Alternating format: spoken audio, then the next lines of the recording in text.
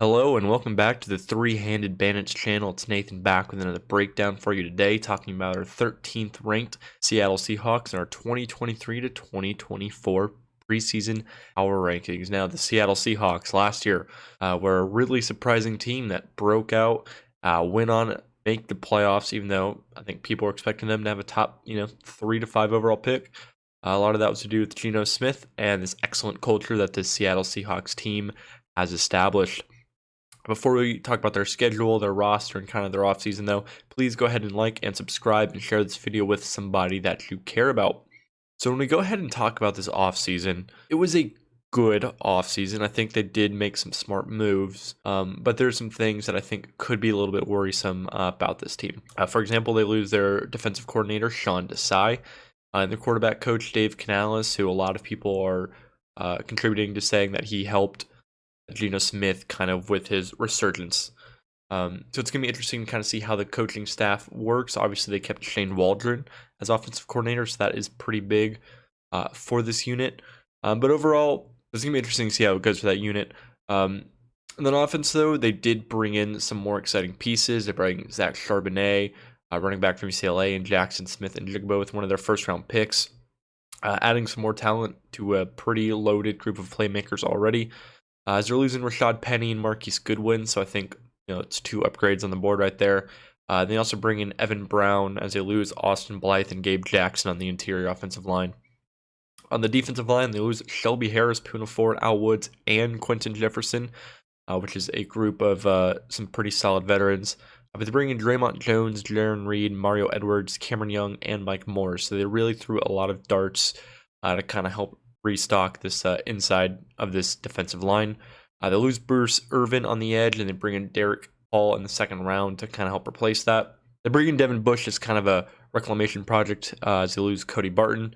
Then with their first pick, the 5th overall pick, they bring in Devon Witherspoon, as well as bringing in Julian Love to be their third safety as they're losing Ryan Neal and Josh Jones. So overall, it was a pretty solid offseason. However, I don't think that they improved necessarily in certain spots that they needed to, especially the offensive and defensive line. I do think that is where this team has the biggest holes and the biggest question marks. But let's go ahead and talk about this coaching before we get into all of that, though. It's a pretty good unit. Obviously, Pete Carroll's been here forever, and he's really developed an excellent culture of guys that are going to work hard and are going to be rewarded for working hard and making plays. And that's part of the reason that they were able to, make the playoffs last year. Is not a whole lot of teams are giving someone like Geno Smith a chance, but they don't really care who you are, where you came from, how much you're getting paid. If you're the better player, you will play. And so they gave Geno Smith a chance, and obviously he played very well. So this is still, one of the best cultures in the NFL landscape. I don't think Pete Carroll's necessarily a top 10-ish, head coach. But overall, he's still, established a top 10 culture here for sure. And then Shane Waldron as your primary, offensive mind and play caller is someone that I imagine after this season or the season after next will probably start getting some buzz to be a head coach. He's, helped develop a pretty good offense with Geno Smith, and it's going to be interesting to see what they do there. And then Clinton Hurt, they promote him as their defensive coordinator.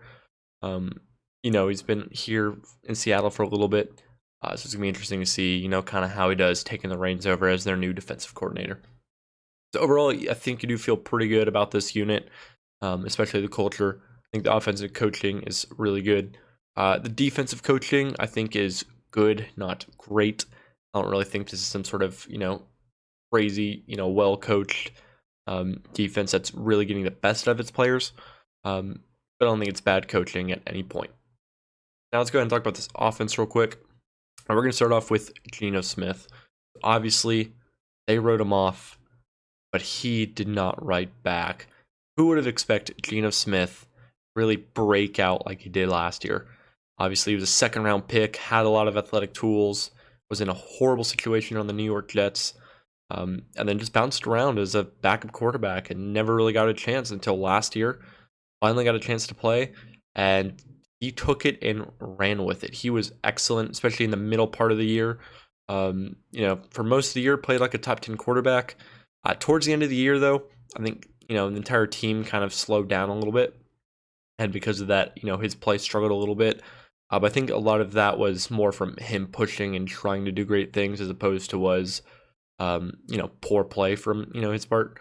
I think we feel really good about Geno Smith. I think he proved that he is a starting caliber NFL quarterback. And I do, as of now, kind of have him in this mid-tier of quarterbacks of good starters, such as Kirk Cousins, Dak, Trevor Lawrence, Tua, Jared Goff, and that kind of, 12 to kind of 17-ish range. I don't really expect that he's going to regress too hard.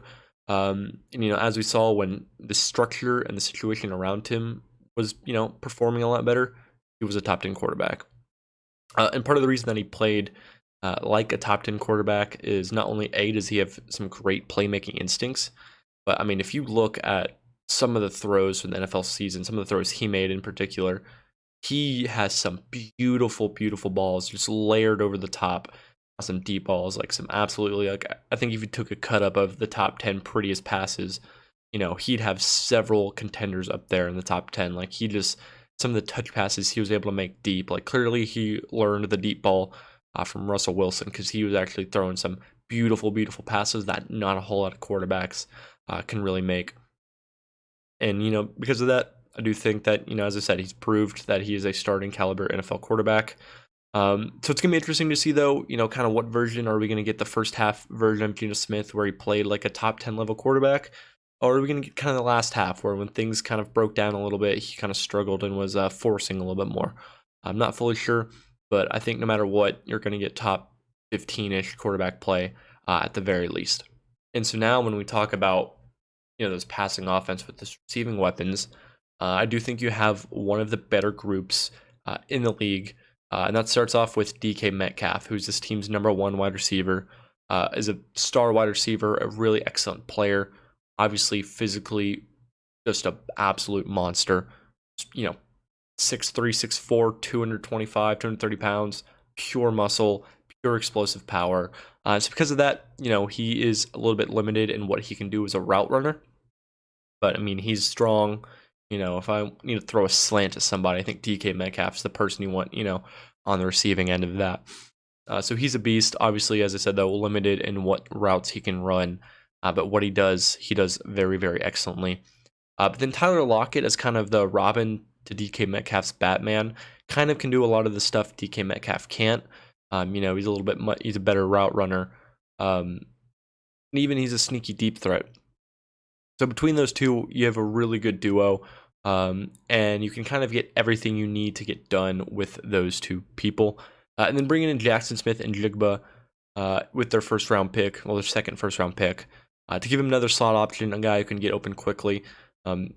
Jackson Smith and Jigba is slow, so he's never going to be, like a true outside wide receiver. But he can definitely be, an Amon-Ra, Hunter Renfrow, Cooper Kupp, like a really, really good slot wide receiver. So with that, you have three good wide receivers, but the depth after those three is not very good. They got Jake Bobo, Derek Young, and Cody Thompson. Not really expecting much from them if and when they do get out there. They also have D. Eskridge, who's currently suspended for a handful of games. When he comes back, he is okay as a fourth or fifth wide receiver. But really, it's these three guys and kind of the tight end running back position.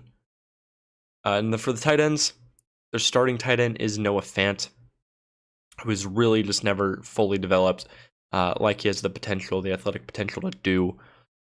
He's a good player, fine blocker, but really not. I think he's kind of capped out of what he is. And then the other tight ends they have here with Will Dissly and Colby Parkinson. Will Dissly is just a very, adequate low-end starter. Can kind of do everything at a okay level. And is not super dynamic, but is a pretty solid pair of hands. Colby Parkinson, I think at this point, has probably the most upside. Towards the end of the year, they really got him involved a lot more in the passing game. So I don't necessarily know if he'll break out this season, but I do think next season is a year where Colby Parkinson might have some more hype. So for dynasty drafts, we consider, kind of stashing him, and maybe next year he'll be a person that people could target in, more traditional fantasy football formats. The running back position, they got three guys who are very okay, very adequate in the receiving game with DJ Dallas, Zach Charbonnet, and their main guy, Kenneth Walker. DJ Dallas is just a little bit of a third down back. I think that's his kind of best skill set. So I imagine he'll, rotate in and be a decent pass catcher. Kenneth Walker does have some upside, but really never proved that he was an excellent pass catcher. And then Zach Charbonnet can probably come in and be okay at it as a rookie. But overall, none of those three guys are necessarily stars or, excellent receiving backs. But, you got two really good wide receivers, Jackson Smith and Jigba with some promise, and a handful of decent running back and tight end options. So they're going to have a really good passing game. Shane Waldron also coaches them up very, very well. And so this is going to be an offense that is going to have a really good passing game if Geno Smith plays well. And, as long as everybody stays healthy, just because at least that wide receiver depth isn't great. But yeah, it's going to be a pretty good passing offense. Talking about these running backs as pure runners of the ball, they're decent. We'll start off with DJ Dallas just because he's staring at me super, super hard. He's just a very adequate running back, I guess, as a runner of the ball. Doesn't really do anything crazy. But Kenneth Walker is your number one guy here. I do think he struggles sometimes with some poor vision. That really limits him as a runner. I do think part of that was last year the offensive line also wasn't great in run blocking. But I don't necessarily think he did himself any favors. But he's a guy that's got decent speed and really good burst, and maybe some of the best burst off a jump cut in the NFL. So he's a really adequate, an adequate running back. Then they bring in Zach Charbonnet, who I imagine is going to rotate in as, their second running back more often than DJ Dallas in running situations. He's got some decent power, doesn't have, crazy, long speed, but he'll be able to rotate in, run the ball tough and hard and be another option to kind of help keep Kenneth Walker a little bit fresh. Yeah, I think it's a fine running back room. Kenneth Walker has some upside, but I don't, think it's really going to threaten or contend to be like a top 10 group. But you got three adequate running backs at the very least. My biggest concern for this offense and what it could be is going to be rooted with this offensive line. So I do think we feel just a little bit worried about this offensive line. I do think that the pieces you feel good about is Abraham Lucas, Charles Cross, and Damian Lewis. Charles Cross and Abraham Lucas both had some pretty decent rookie years. Every now and then they would take their lumps, but they both held up pretty well in pass pro and have the potential to obviously keep developing. Charles Cross was a first-round pick. Abraham Lucas, they got later in the draft. Both of them turned into pretty solid players. And even in that playoff game against the 49ers, I think they, held up pretty well against the likes of like Nick Bosa. So I do think you feel good about them and their continued development. Then Damian Lewis has been here for a couple years now and is a solid guard. I don't think he's, Quentin Nelson or anything crazy like that. But he is a very, very solid guard. Can run block at a decent level, can pass protect, hold up pretty well. So you got three guys you feel pretty good about. The center and right guard is where you get a little bit worried. Evan Brown last year for Detroit really, really struggled at points. He played center 2 years ago and right guard last year. I have that switch, but as a guard, really, really did not hold up in pass pro, but was a decent run blocker. But then at center, wasn't quite as good of a run blocker, but got a lot better at pass pro because they could kind of shield some of that stuff. So, what are we going to get from him? As a center, if he's going to be a poor pass protector, you can use double teams to kind of help shield and protect that. So it's going to be interesting to see if he can stay playing as a good run blocker, if those strides that he made are legit, and hopefully he's not a turnstile. And then Phil Haynes, they really rotated him in a lot last year. Gabe Jackson, neither of those guys really seem to want to take and cement themselves as the starting guard. But this year they're going with him, a lot cheaper than Gabe Jackson. Who knows what exactly he's going to be? He wasn't horrible last year, but as I said, they kept rotating him and Gabe Jackson in and out, and he just never really made the push to cement himself as the starter to really take that job away from Gabe Jackson. So I think he's probably the biggest question mark on this team. Evan Brown and Phil Haynes, obviously, though, as I said, are going to be the biggest kind of wild cards. If they step in and play well, then this is going to be a much better unit. But, last year, I think part of the reason that this offense kind of slowed down towards the end of the year was somewhat poor play from this offensive line. But, with Charles Cross and Abraham Lucas, hopefully they develop, and then you're just hoping that Evan Brown and Phil Haynes are at least solid for you. So overall, this is an offense.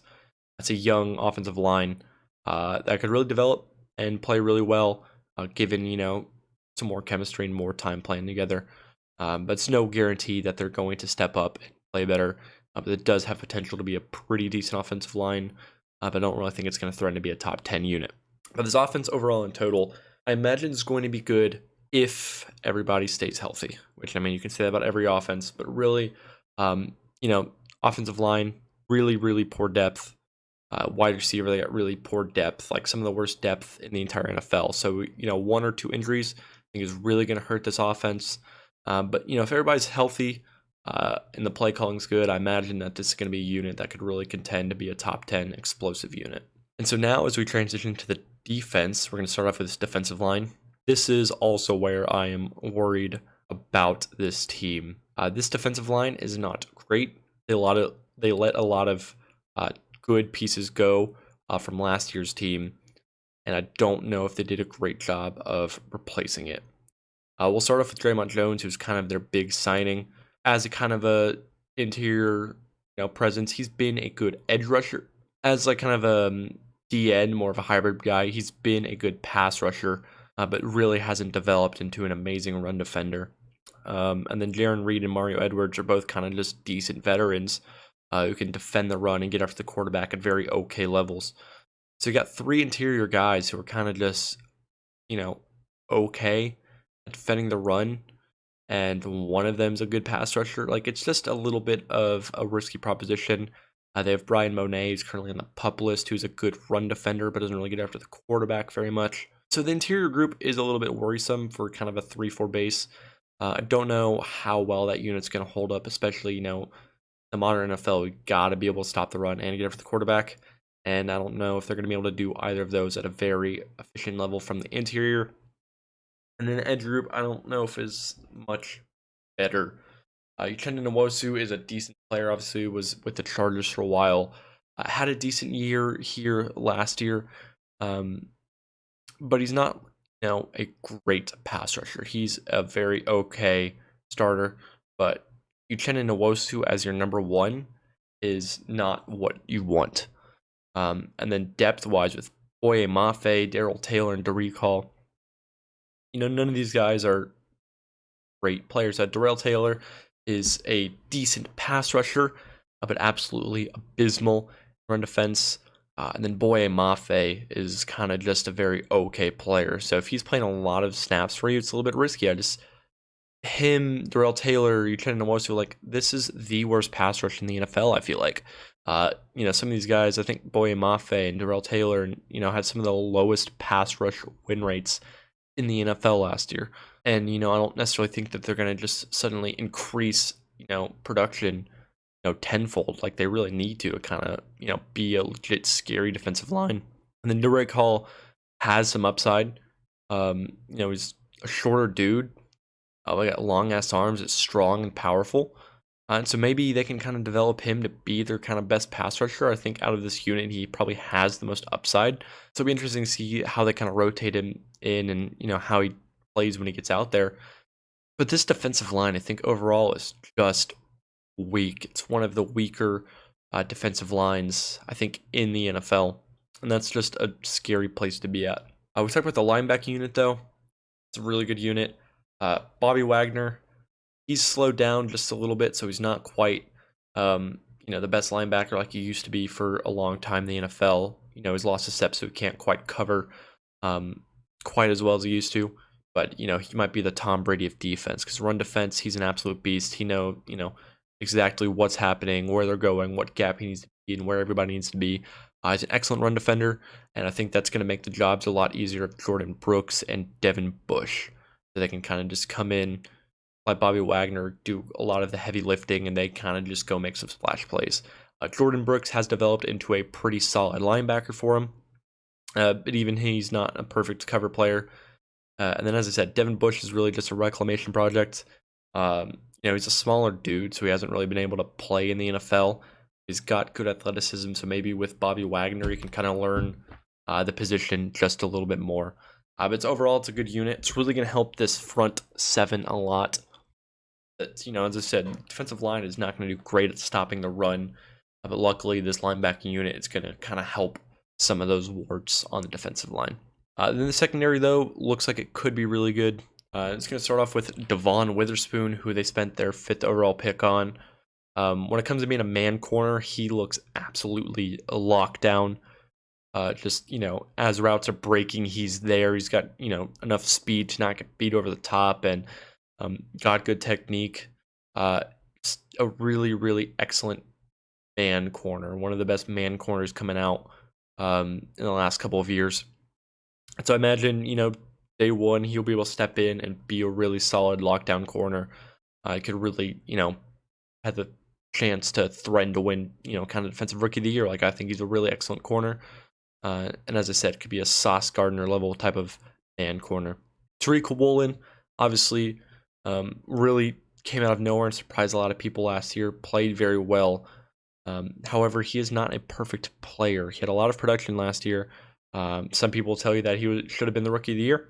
No, he shouldn't have. Sauce Gardner is the best corner in the NFL. Tariq Woolen is a lot more similar to someone like Trayvon Diggs than he is Sauce Gardner. But he's still a good player. Issue with Tariq Woolen is, my biggest issue with him personally is I just don't like his effort in run defense or, having to tackle. That he's kind of just a little bit lazy and, low effort, low motor in that, area. I don't really like that. But coverage, Kyle Shanahan in the playoffs really, really targeted Tariq Woolen and really, really went after him. So there's a formula now on how to beat him. A lot of in-breaking routes or underneath routes, Tariq Woolen gives up a lot of space to.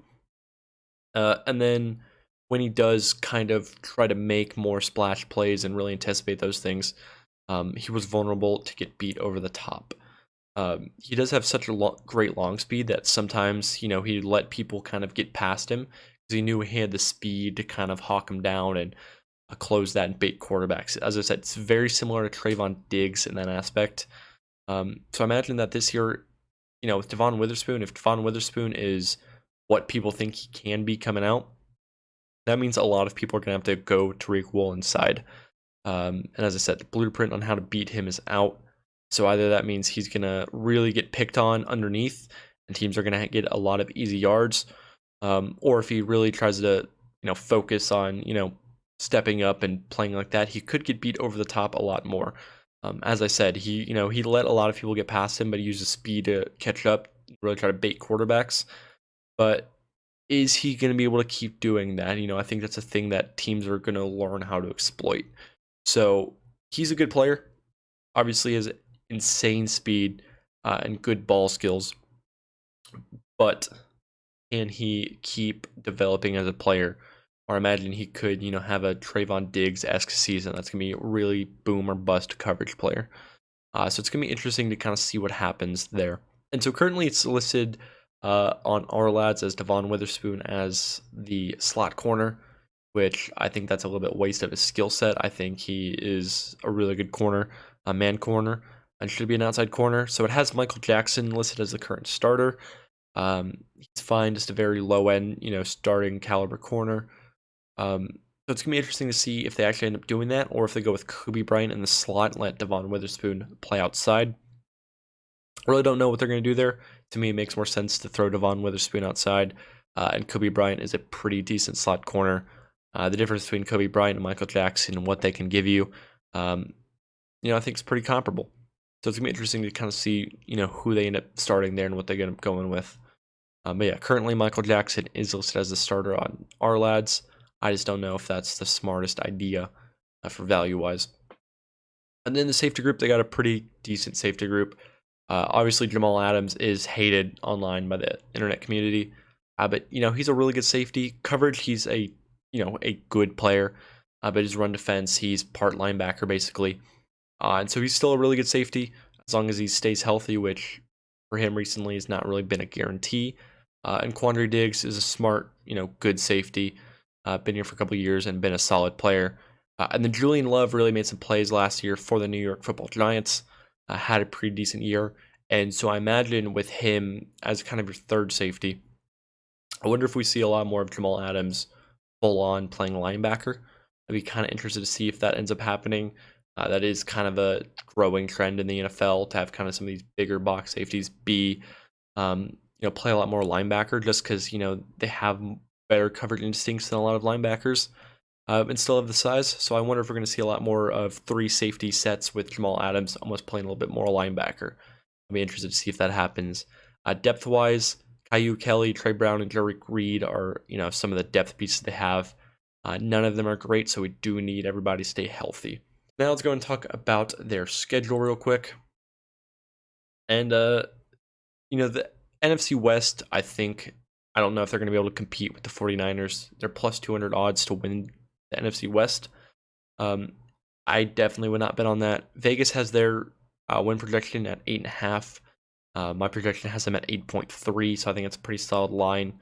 I feel pretty good that they'll be able to take care of the Rams, Arizona, and Washington at home, as well as Carolina at home, going to the Rams and the Cardinals. I think they should be able to win those 6 games. And then at Detroit, at the Giants, Cleveland, and Pitt. I think those are some games that they could win. But there's also, no guarantee. I could really see those games going either way. So I have them, the first 2 tiers have them at 6 wins. And if we kind of split, 50-50 on the pick'em games, that has them right at 8. So I imagine they'll probably be right around 8 or 9 wins. So I definitely would not want to touch the over-under for this team, because I do see a lot of losses for this team.